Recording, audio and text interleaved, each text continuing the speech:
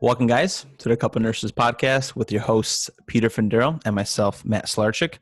This is a podcast where we tackle hot nursing topics one conversation at a time. Guys, those that are new, welcome. Thank you for coming, listening. You guys will not be disappointed. Those that are returning, thank you guys so much. As always, don't forget to smash the 5 stars. That's what ranks the podcast and motivates us to give more high-quality content. How you doing today, Peter? I'm doing great. I just want to introduce our guest for today, guys. Today, we'd like to welcome Camelia Sehat. She is a registered nurse with a biochemistry and public health background. Before bedside nursing, she worked as a research scientist in the Department of Cardiology. Currently, she's an adjunct nursing professor and an active member of the National Ski Patrol and Medical Reserve Corps. How are you doing today, Camelia? Great. How are you guys? We are hanging out, actually, and we're really excited to have you on. And to give an idea, can you kind of describe like the roles that you had in healthcare and nursing, and what are you kind of currently doing? Of course. So thank you so much for having me, first of all. And I started out as an OB nurse just because I always loved it. I wanted to do that right out of nursing school. And even though my preceptors told me to go for med-surg first, I just had this inkling that I just had to do LND. So I did OB, where I did postpartum nursery and LND. And then I had, before that position, I had obviously applied to hundreds of jobs out of school. So one of the jobs that I had applied to was a med-surg position at the VA Medical Center in LA. And so 7 months into my OB rotation, I got a call from HR. I got the job in med-surg at the VA. So a year later, after I was done with OB, so I did a year, I went to the VA to do med-surg there. So I did med-surg for a year and a half. And on our unit, we also had day surgery opportunities. So I would do pre-op and post-op, which I loved. It was fun. It changed things up for me from the routine of med-surg. After about the year and a half there, I felt like I kind of have a good handle on things with respect to med-surg, and I was ready to go to the ED. So I applied, got the position, but I was honestly too burnt out and I just couldn't stay there anymore. So I left, and with the VA, there's a lot of bureaucratic things that need to be taken into consideration, and things take a lot of time. It's kind of like the DMV. I love the VA. I love the patient population. I love helping those people because the veterans are just awesome. But I couldn't personally take it anymore because just the number of shifts I was working back to back and the hours that kept switching back and forth. So I left and I became a nursing faculty. And I loved it because I felt like I was training nursing staff right before they actually get onto the floor to actually do nursing as an RN. And I think that as young nurses, having graduated relatively recently, about 6-7 years ago, we can have more of an impact on nursing students compared to somebody who's been a nurse for 30 years, and they're kind of set in their ways and they don't remember how it is to be a student. So did nursing faculty. I'm still currently doing that. I also did some home health on the side because, again, I missed patient care. And we talked about this a little bit before, where I love taking care of patients. So I did some home health. I also signed up with a place that was doing IV infusions of vitamins, doing B12 shots, things of that sort. I would respond to house calls just because I wanted to keep my skills sharp and, again, see patients. And that's as far as that's the extent of my nursing. And then right now I'm currently a director of clinical operations at a private GI group in California.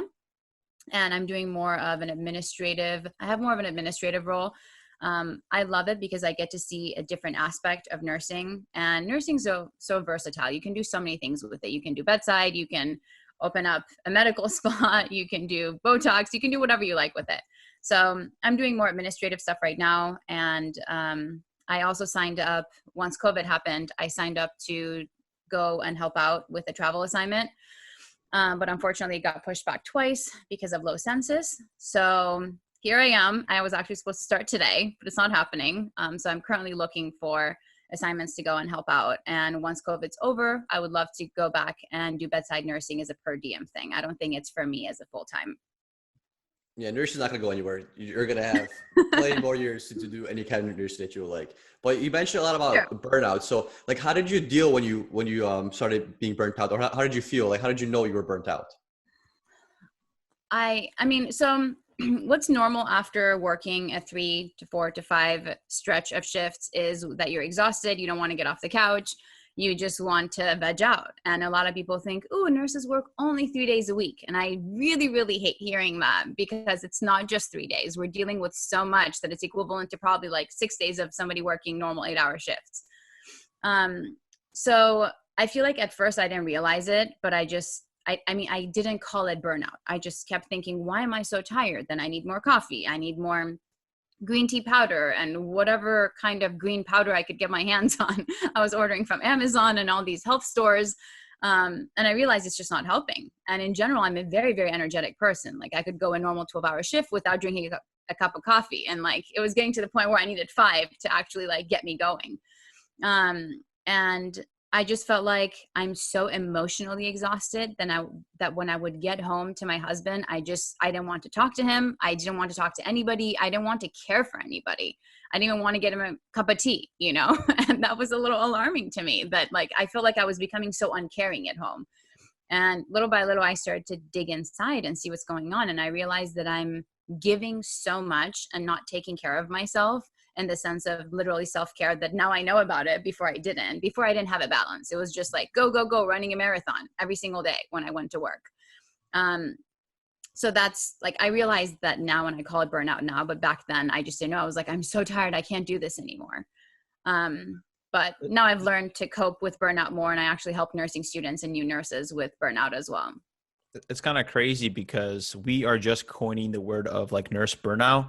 And just like I've mentioned this before, in the Vietnam War, they didn't coin the word PTSD. It took a little bit of time. It was like battle fatigue syndrome and things like that. So imagine us, like this burnout, like right now, just seeing what's going on with COVID, I feel like it's going to be PTSD for nurses.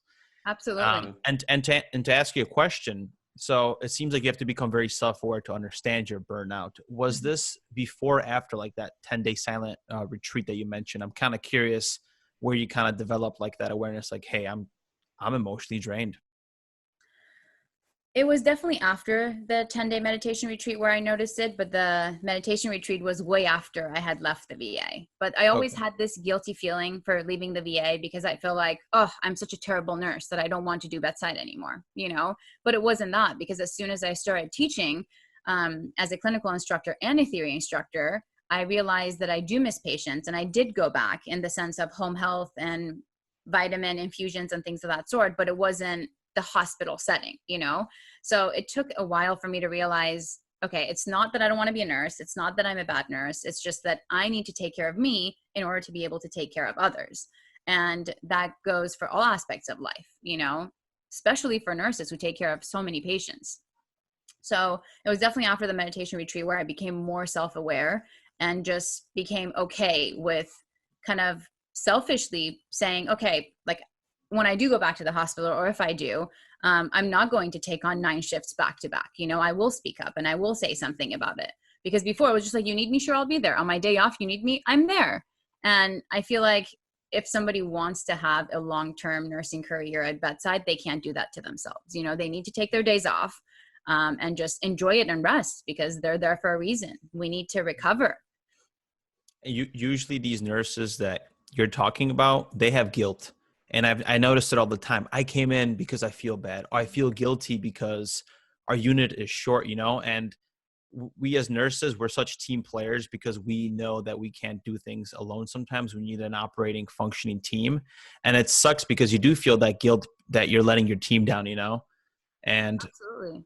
I don't think you have an answer of how do you divide that? You know, how do you do self-care, but how do you become a team player? It's such an interesting dynamic, and it's like there's no right or wrong answer. It just depends on how much you can take, you know, just like you mentioned.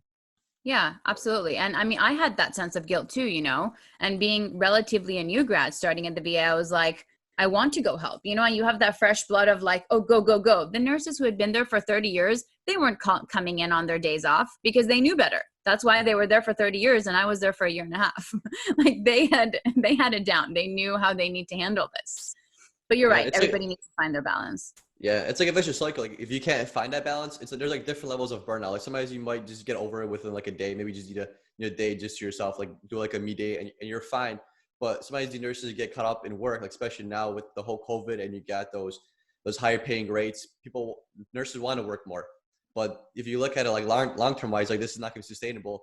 You're going to come in, work for the money, and then you're going to be super tired on your days off. Like you're like basically in a vegetative state because you don't feel like doing anything.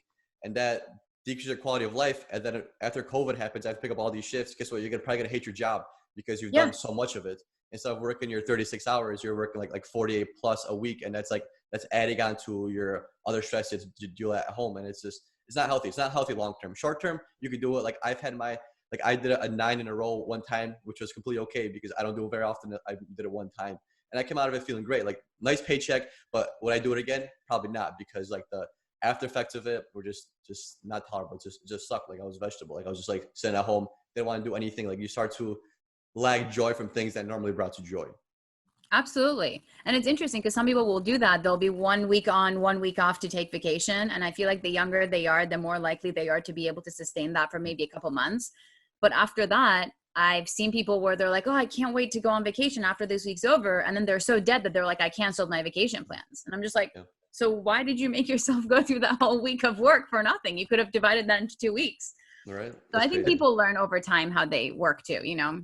It's an interesting concept because nursing school taught us like, hey, it's the patient, it's not you. Give. And then you go to, you start as a new grad, you're just giving. And then it's like, whoop, beep, brakes hit.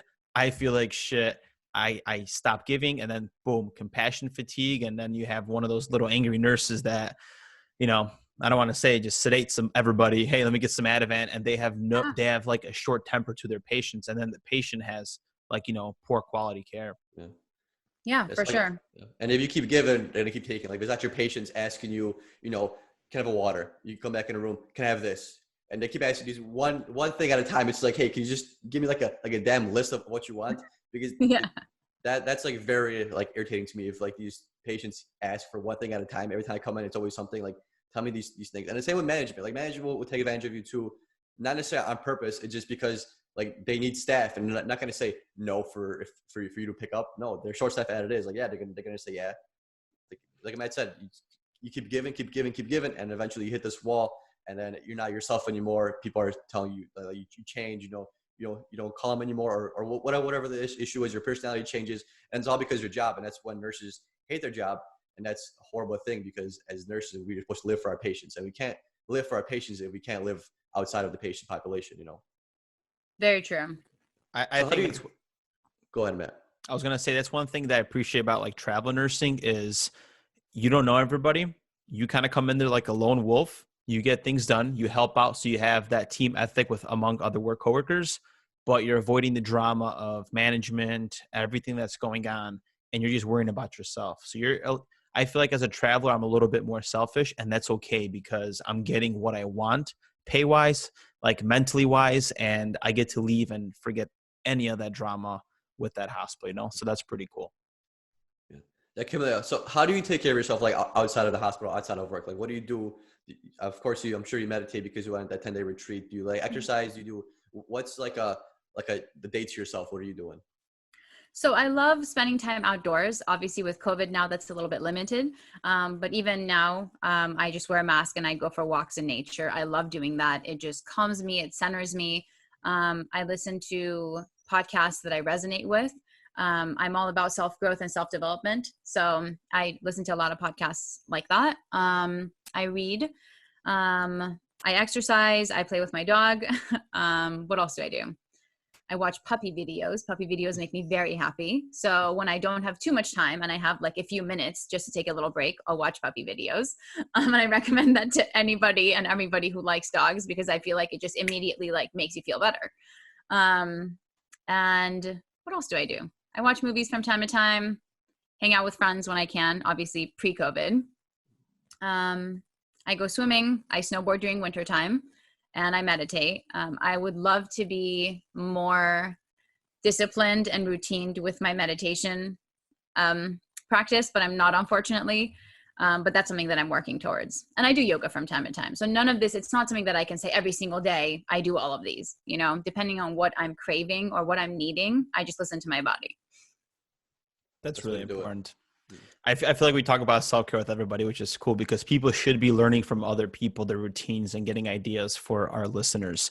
But I wanted to kind of wrap around a little bit from what you first mentioned, because you unloaded the first question with like everything that you did. I'm like, I want to pick on a few things. So Sure. one of them is the VA. And I didn't ask ever anybody that worked at the VA, like, why does the VA get such a negative stigma? What is it that they do differently that you said is slow, that you don't like from other hospitals you would compare? And why are they getting like less quality care, maybe, if that's what's actually happening? So what's like the negative stigma with the VA? I wouldn't say that they're necessarily getting bad care.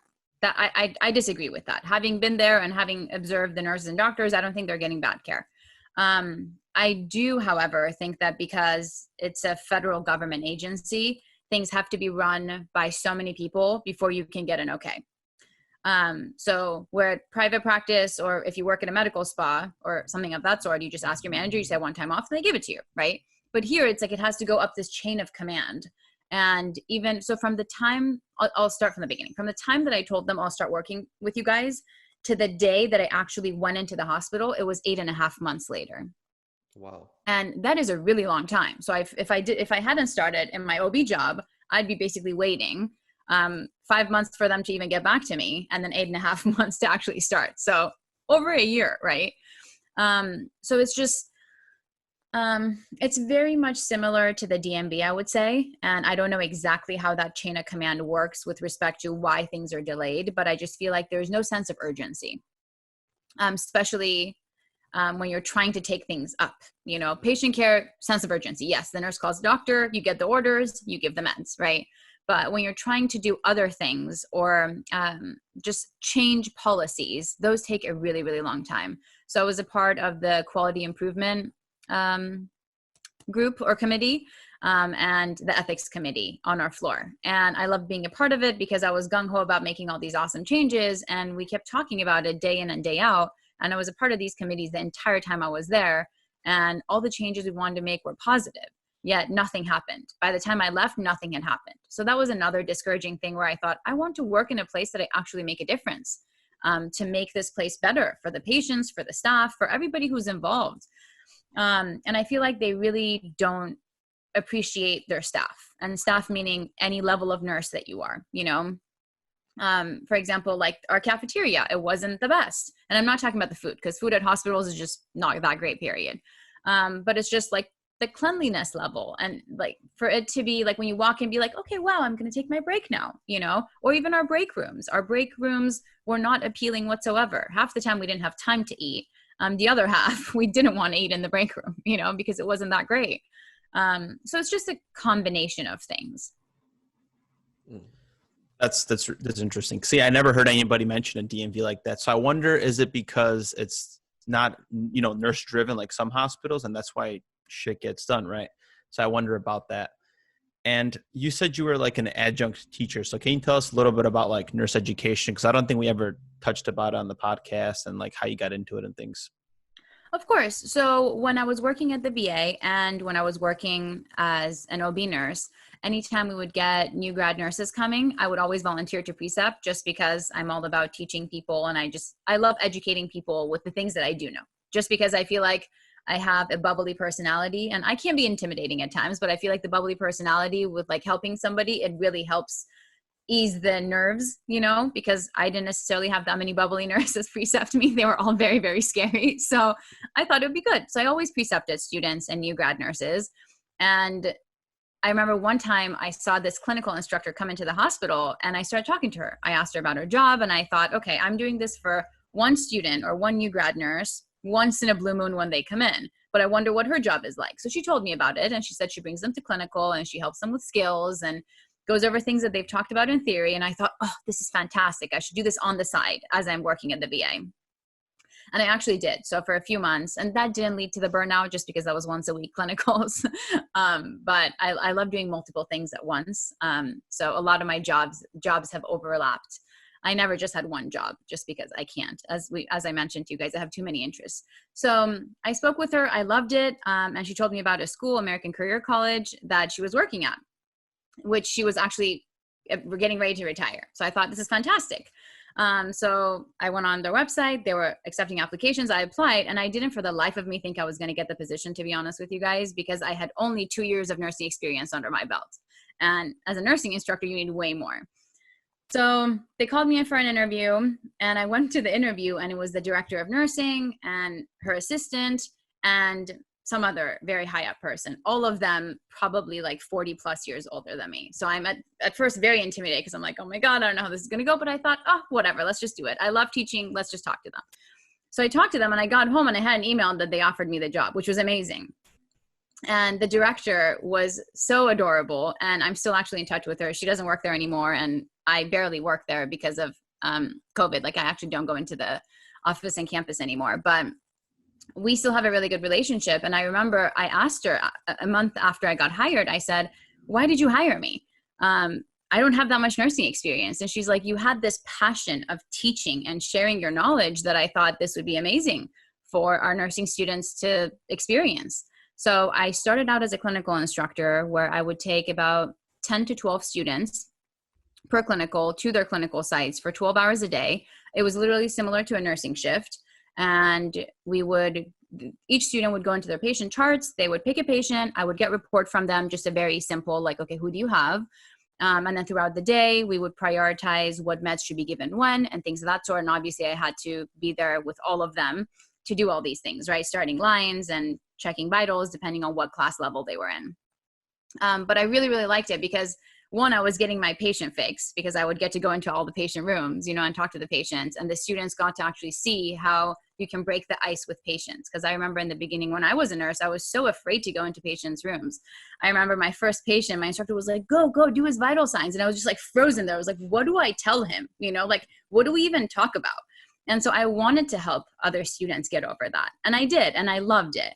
And then after I did clinicals for a few terms, then the director asked me to also teach theory because apparently all the students were telling her, we like how Camelia teaches, please make her theory. I personally prefer working in clinical because I'm moving around. With theory, you have to be at home or in the office prepping for about maybe 16 to 20 hours per week for lecture, and then lecturing and then grading quizzes and things of that sort, which I don't mind. But again, I prefer clinical because you're moving around and it's a longer day and there's just more involved. Yeah, so interesting. Yeah, it seems like you got like that teacher spirit in you. Is that kind of why you're looking towards to do like holistic health coaching as well? Yeah, definitely. Especially with my public health background, I went into that because, so with my chemical biology or biochem background, I learned things on a micro level, and I did research, so I understood how things actually work in real life on a micro level. Then I did nursing, and I was like, oh, this is great. We care for patients and we make them better. And then I thought, okay, how do we put the micro and the care together to educate patients? And that's how I actually came about public health. And my emphasis was on community education. And you actually get to talk about what things raise your blood pressure, what things you should eat and not eat. So it's not so much on the micro level. It's more on the level of actually, I'm going to tell you something that you're going to understand in very, very simple terms. Like salt is almost in everything and it's going to raise your blood pressure. And I love teaching people about these things because my passion is just helping people live their best life. And I want them to be happy and healthy, and however I can do that, I'm willing to do it. And that's why I feel like I studied biochem because I just loved biochem, but I didn't know what the applications of it were going to be. And that's why after a few years, I was like, this is not for me. I love it. I'm glad I did it for a few years, but I love being around patients. I love being around humans. I love helping them directly. I'm not into making drugs for them to make them feel better, which is what I would probably be doing with my biochem background. So I love talking to people and being around people. And I feel like with the public health, I can definitely help with that. Yeah, that's why it's so important to like kind of pursue like multiple interests, because you're not really sure what you're going to like. You did the biochem because you thought it was a good idea. You thought you're going to enjoy it. But then like the application purpose of it didn't really fit your need. And like, that's why you shouldn't really, as like an early nurse or like somebody in college or early on in your life, you shouldn't dive completely deep into like one thing, because that interest might change. Like you still have your whole life to live, and like I said, your interests might change and you might end up not liking what you started. So I'm a high believer in like pursuing multiple passions. That way you kind of fit into a niche. And sometimes, and this also allows you to do multiple things at one point or one time. Like you could do nursing and you could be a teacher. You could do two things at the same time, and it's completely fine. And it makes things more enjoyable. Like you could go from doing night shift to teaching clinical, and you might enjoy both of those, and it'll work out. So instead of like pursue one thing that you might not end up doing for the rest of your life, if that makes kind of sense. Yeah, absolutely. I like how you mentioned that too. And like being raised from the previous generation, me and Peter are both Polish, by the way, and our parents were raised during communism times. And you have to give a piece of note to somebody and they give you 2 pounds of meat for the month. So like they're raised very like scared. They're raised with scarcity. And them, like my grandma gives me advice. Why are you leaving? Why are you going travel nursing? You have a good job. Like you're getting paid good money. Like they're very scarce. They would hold on to one job for 30 years.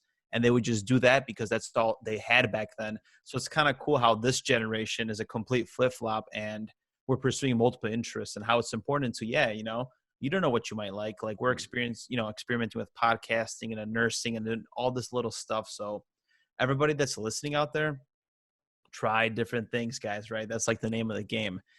And the question I had, because you guys are having good conversation, when it comes to seeing nursing students, and we all had this little trauma of like, I was like standing 9 feet away from the nurse's station. I got freaking shoved into the nurse's station. Hey, my name is Matt. I'm a nursing student. Like, fuck, man. I'm laughing about just thinking about that. What's like some piece of advice that you would give to a nursing student right now, just being an instructor and seeing all this? That's a really good question because before I start any clinical, our first day, I take literally half the day, like about 6 hours. And we do this thing of basically a journey within, to go inside and see why you want to be a nurse. A lot of people, sadly, to this day, they want to do it for the money, and that it's going to be a little bit harder to motivate them because it's hard to talk to people when you don't know them, and you're not motivated necessarily to like help them as much as you should. But for the people who want to help, or they're doing it because their mother had cancer or their father had some condition, or they're doing it because they were impacted by amazing nurses or one of their loved ones were sick, I would just say keep remembering why you're doing this. Like remember the why. Why did you start? Why did you go through the whole application process? Why did you toughen it out to get from the first class to the second class? And I think that just helps a lot. And just remember that you're doing your best. It's okay to be shy in the beginning. We were all shy in the beginning. And as I mentioned, I didn't want to go in my first patient's room, and I'll never forget him for that.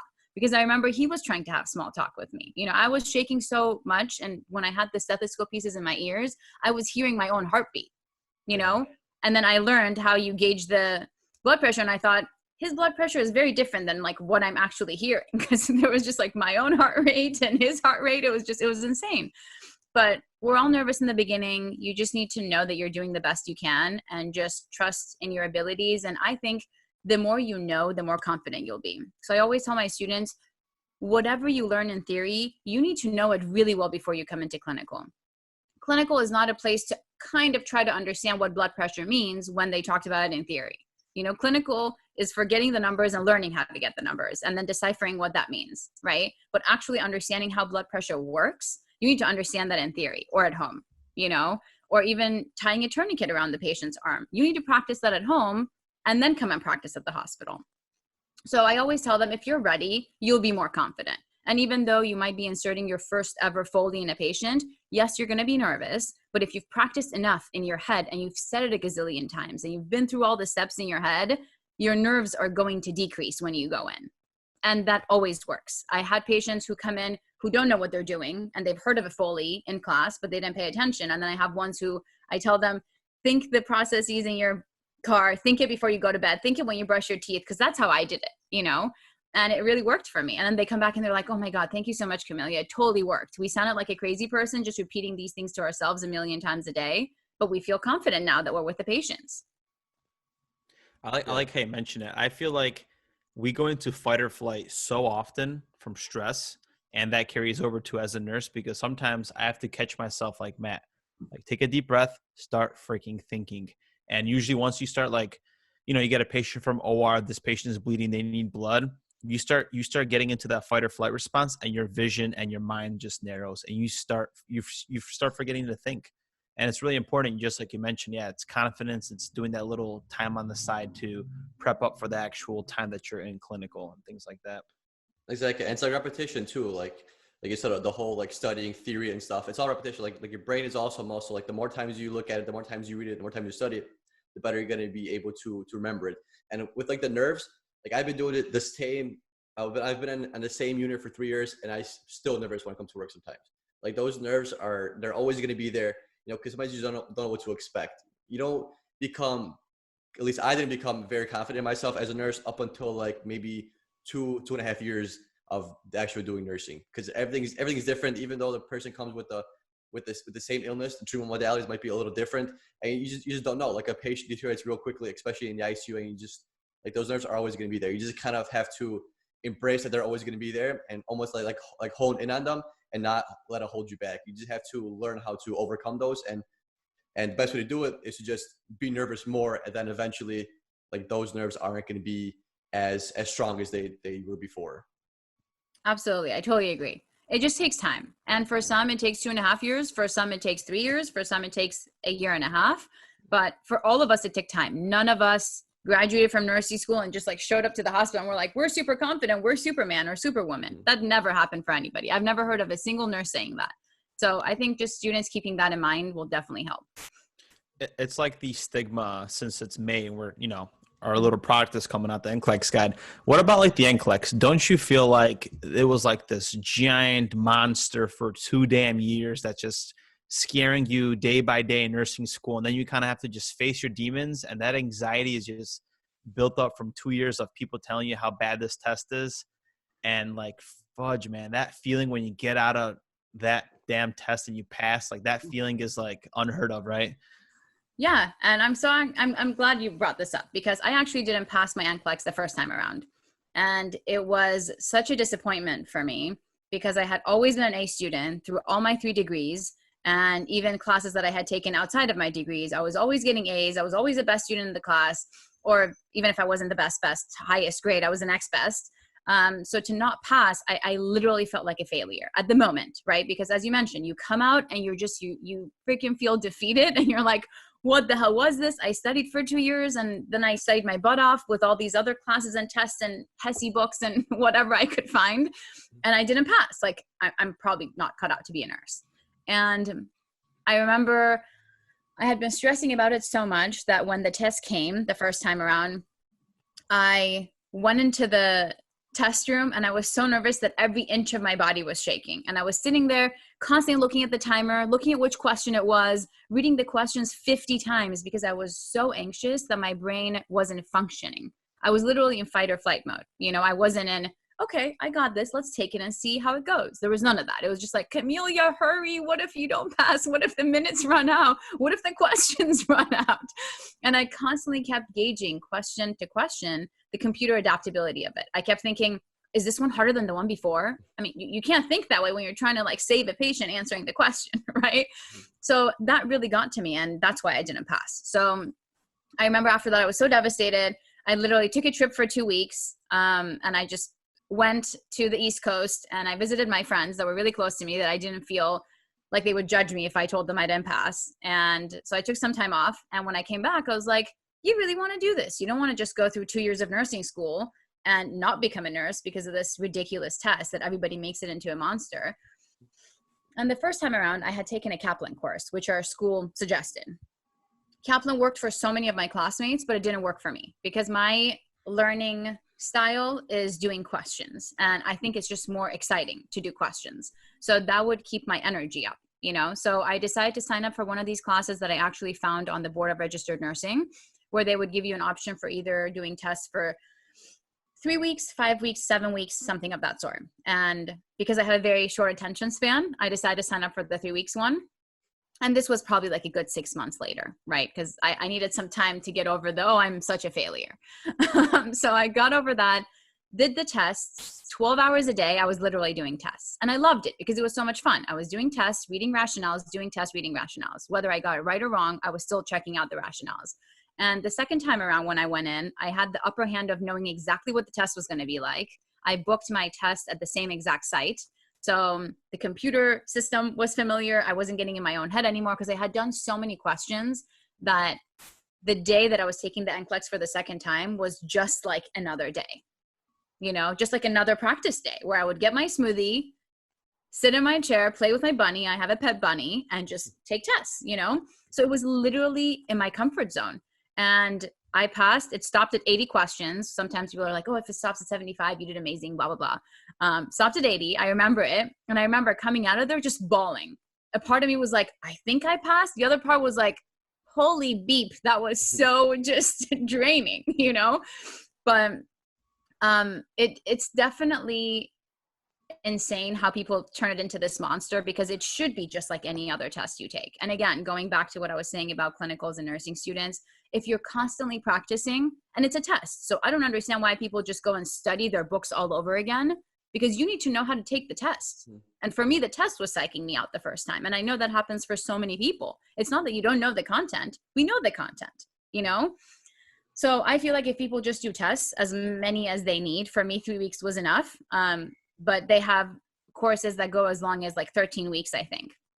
For me, I was afraid that I was going to forget some of the stuff if I honestly did 13 weeks. So I think if people just practice enough, then the nerves will be calmed a little bit, and again, it'll be like any other day.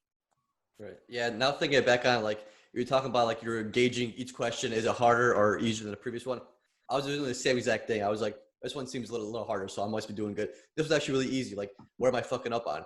And then I had the luxury of taking Kaplan, and I also used UWorld. Kaplan I did not like at all, because they focused it more on strategically breaking down a question and answering it in a strategic kind of manner, not really knowing the content. And that was not for me. I'm like, how is it going to help me in life? Like this is going to be of no benefit after I do this exam. Like Kaplan is teaching me how to decipher this questions and see what they need. So even though I did it because it was required, I actually benefited more from UWorld than the question bank. So I did the full question bank of like 3,000 questions. It gave you all the rationales, and I literally did all those questions before I did my NCLEX, and then I passed fine. But the Kaplan I found minimal to no benefit. Like, I don't care how to strategically break down this damn question. All I wanted is to know what I have to know and how it's going to be worded, and that worked for me.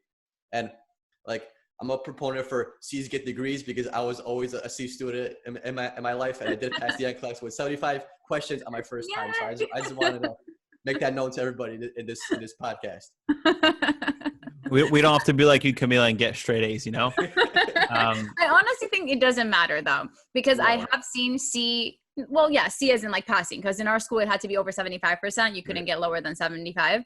But I've seen nurses who got 75% pass the NCLEX on their first round. So I don't think it has, if you know your knowledge, I think, as you mentioned, Peter, it literally goes back to you doing tests, And I really don't know how Kaplan worked for some of my friends, because I found it completely useless too. I remember sitting there, and I have a photo of all of us taking naps. There was 4 of us sitting in a row, and the instructor is talking, and one of my friends snapped a photo, and we're all like, just like sliding in our chairs thinking, this is so boring. We're paying for this, and we're not getting anything out of it. It was such a waste of time, in my opinion. Sorry, Kaplan.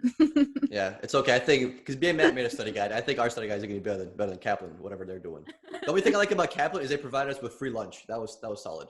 We didn't get free lunch. Oh, well, we did. We missed out. Yeah. So I'm going to kind of wrap this idea up. You guys were mentioning how the content, you just got afraid, right? And actually something I want to do on the side, when I'm going to take a 2-month break from nursing next month, and I'm just going to focus on this, myself, family, and also I want to do a little bit of coaching myself.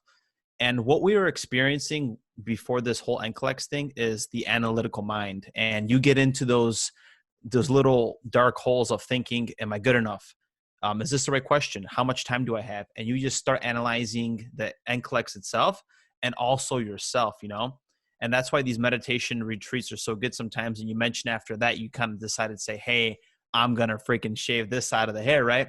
You stop, you silence that governor that tells you you're not good enough, and it stops those self-limiting beliefs.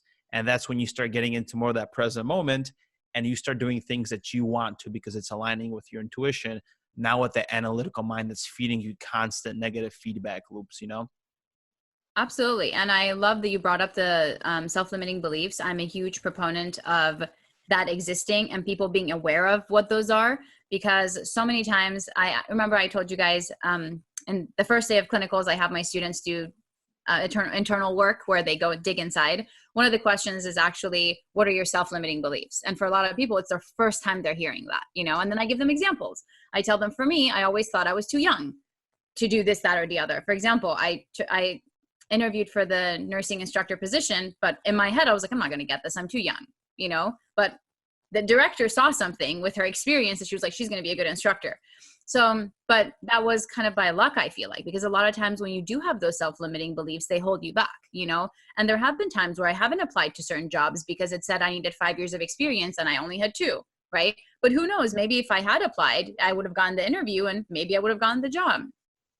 Or a lot of people think, oh, I'm too old. I'm too old to be in nursing school. I had a super, super dedicated patient who was 69 years old, and he would commute 2 hours to class and 2 hours home and then have a 12-hour clinical as well. I mean, that's just insane dedication to me, you know, and then I would have other students who would be 50 and they would think they're too old.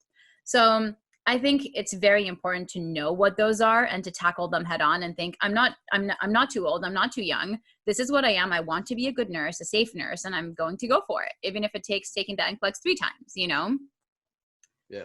Like the mental barriers are the hardest probably thing to get past, because like when it's in your head, it's nowhere near like reality. You know, it's not brought to life. Like you can't always judge yourself and you can't always judge what you're capable of without first bringing it into like a physical sense or into reality.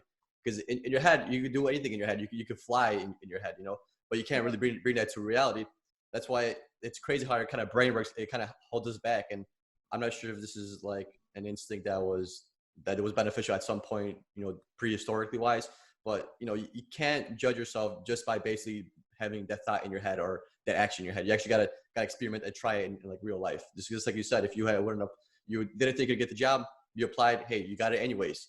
Yeah. Like imagine if you just said, no, I'm not good enough. It's whatever. I'll try something else. And then you keep telling yourself that, and nothing ever comes to reality. Nothing ever comes your way. And people say, I'm not a big person of luck or bad luck, but people say, oh, I have the worst luck. It's like, no, you don't really have the worst luck. It's just like you have such good ideas. You have all these plans and you get overwhelmed in your head. Then when you try to do them all at the same time, they all go to shit because, hey, why don't you just do one thing at a time and, you know, experiment that way instead of being overwhelmed in your head and then trying to say, fuck it, I'm going to do all of them. And you do all of them and you're kind of screwed yourself because you're taking on too much on your plate at that point. Yeah, definitely. And sometimes on the good days where I don't let my self-limiting beliefs lead, you know, those are the days where I think, okay, too young, too baby-faced, too like not experienced, whatever. But what do you have to lose? Apply anyway, take the test anyway, reach out to this person anyway, start the podcast anyway, start the business anyway, because what's the worst that can happen? It could either really take off and go really well, or just you're back to where you started, right? Yeah. But at least now you have the experience of having started the podcast, the business, the whatever. So now you're actually a little bit ahead than where you were before. Before you were at 0, maybe now if you'd work towards it and it doesn't go anywhere, now you're at like at 30, right? Because you've gained experience through that. Exactly. And people put a lot of emphasis on like age. It's like, hey, if I finish school, I'm gonna be 45. It's like, yeah, but it can be 45 anyways.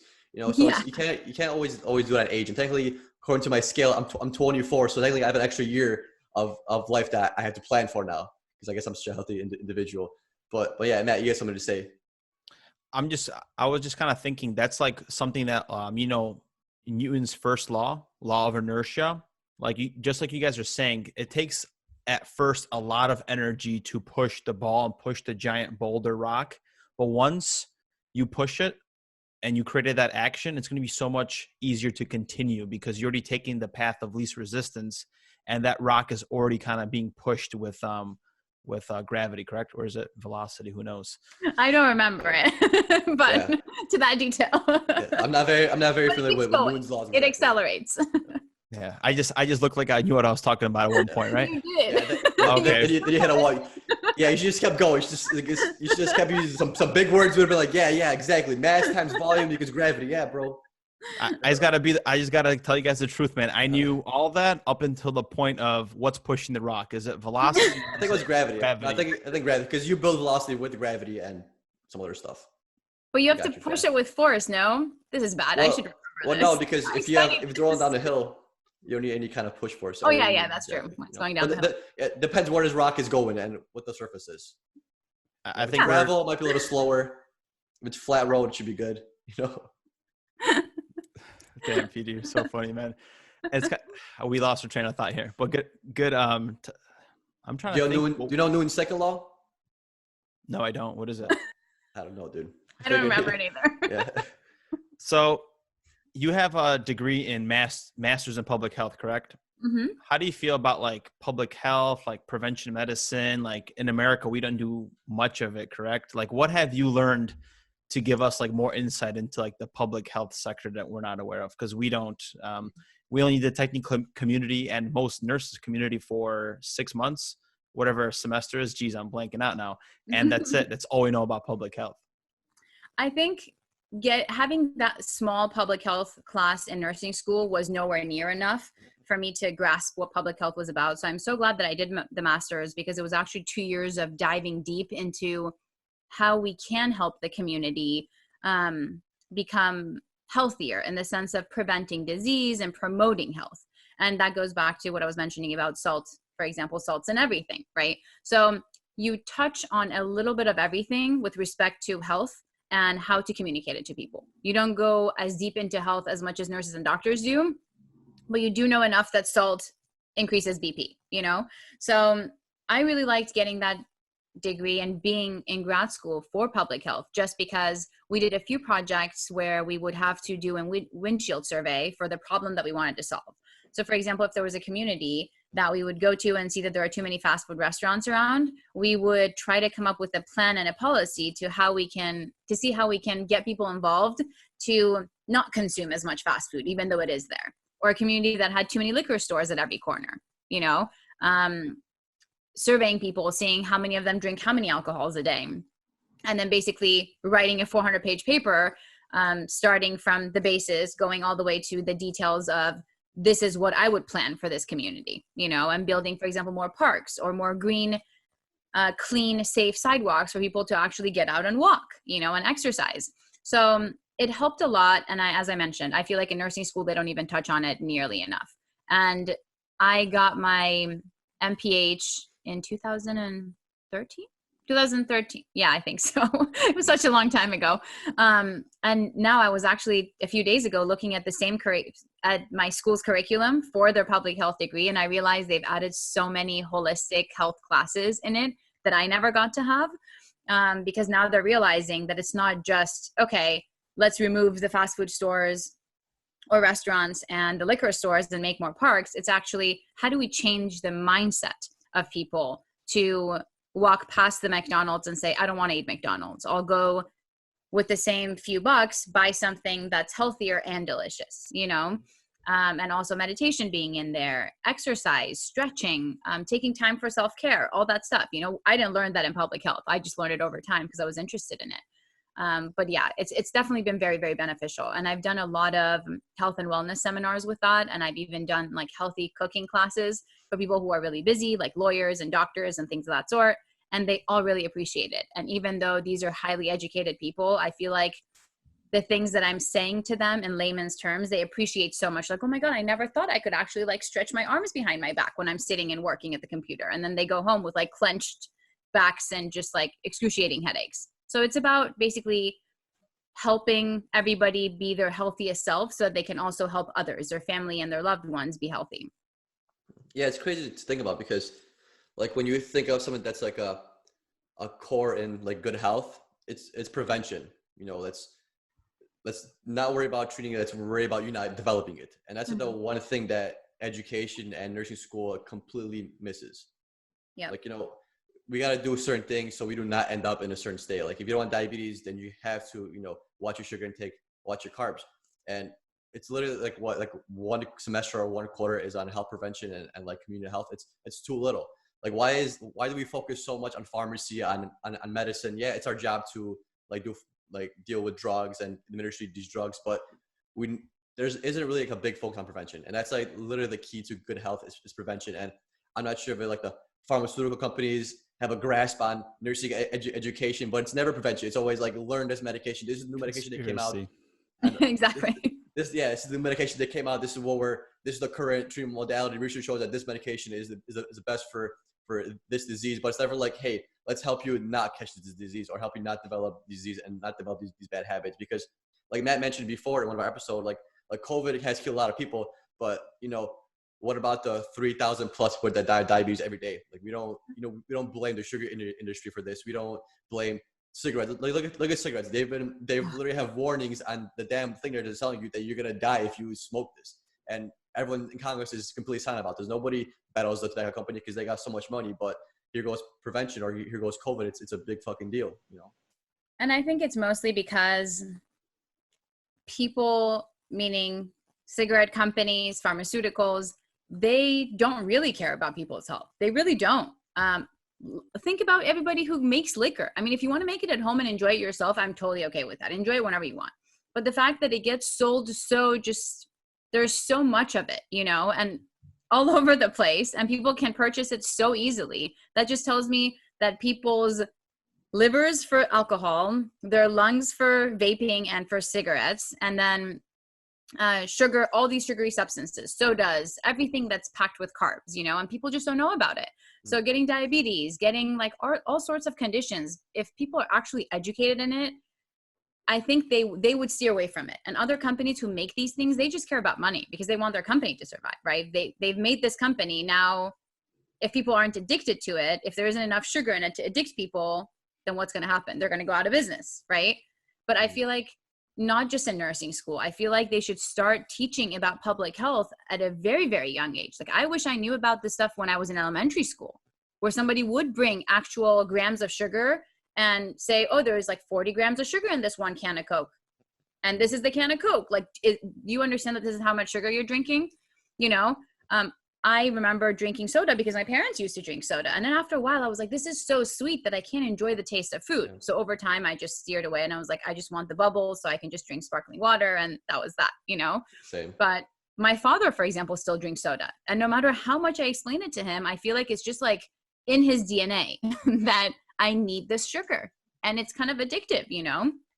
So yeah, it's crazy. It's crazy how like we watch TV and we see the commercial for a pill and it's people being happy and playing around. And it's like, they're telling us, hey, the pill is the answer. It'll make you happy. Subconscious programming, right? Yep. And look with what's going on with COVID. I didn't hear one damn CNN, Fox / who the hell knows reporter say, oh, guys, this is how you boost your immune system. Hey, you should be exercising to decrease your chance of getting COVID or eating healthy, apples, oranges. None of that shit's being covered. It's just fear, fear, fear. Stay home, stay home. And the stuff that's actually going to make us healthier and boost our immune system, that's not even talked about. Like, what's going on? Like, there's definitely like some kind of, I don't want to talk about conspiracies because you guys mentioned like pharmaceuticals. There's like a deep, dark agenda.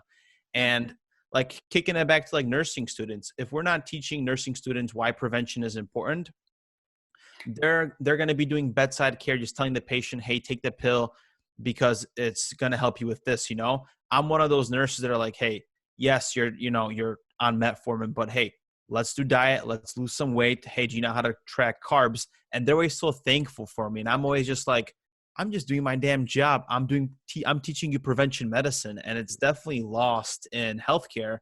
And we as a nursing profession, we should stand up for that and start teaching patients, because the lack of education is a big reason why we're having such damn issues in healthcare with like poverty, whatever. You know, education is, I feel like, number one in the list of what we should tackle. Absolutely, exactly. I totally agree with you. And it's not even like health. Like if people are built with a good education, that just leads them up for like a higher rate of success. Because I mean, I live in Chicago, and our school system is not the best, especially like the west side of Chicago. And that's when, I mean, this has nothing to do with healthcare, but I guess like this is when people go into gangs, and because of lack of education, a poor school system, lack of father figures, and then now you throw in this like no prevention in healthcare.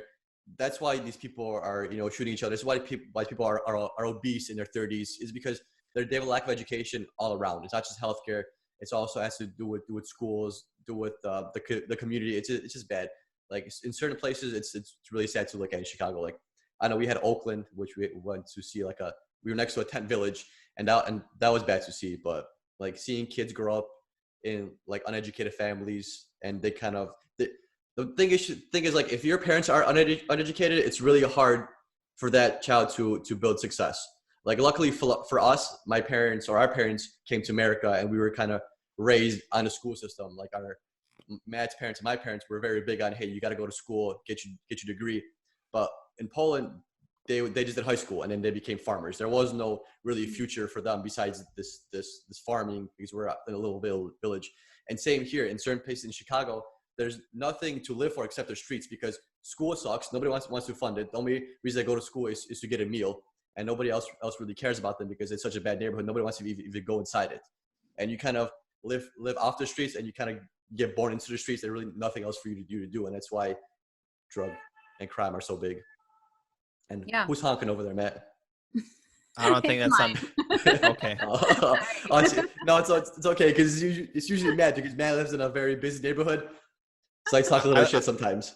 I live a block away from Venice, and it's just there's always somebody screaming, cops, and I'm seeing homeless people too, like around the area, just like you mentioned, and poverty. And it's interesting because it's cool if the government is big and gives you a check for $1,200, or like in Oakland, we mentioned, they get $800. But if you don't have the proper education, what are you going to do with that money? You're just going to go back to the routine and the programming that you've been doing, which is buying some liquor, buying cigarettes, and, catching a quick dopamine fix for a quick happiness instead of actually doing concrete things to improving your life, right? Yeah.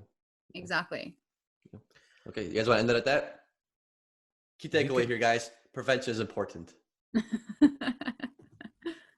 I was actually trying to ask you one last thing. What is one thing that inspires you right now? For me, what inspires me all the time is to be able to help people feel better. And that means mentally, physically, emotionally. And that's why I put all of my degrees to good use with respect to the nursing, the public health. Now I want to get my holistic health certificate, the health coaching certificate, because I feel like health is basically such a holistic thing. It's not just, oh, I'm so fit, which means I'm so healthy. I don't think it's that. I think if somebody I think actually mental health is more important than physical health, because if you don't have the mental health, you probably can't do anything else. If you're too depressed to get out of bed, you can't even go to the gym. You can't work out at home. You can't drink enough cups of water. You can't have your salads instead of your unhealthy burgers and fries. So for me, that's my motivating factor on a daily basis. I mean, sorry, I was speaking Farsi with you guys for a second. When I get really passionate, Farsi words come out. So for me in the morning when I wake up, it's literally, okay, how can I help people today? And even though I'm not working at the hospital at the moment, it's just, how can I help today? Whether it be with an awesome post on Instagram to actually help motivate people, or talk to a friend who's not feeling so well, check in on the friend who I think might be struggling with a little bit of depression and too much anxiety. So yeah, that's basically the motivating factor.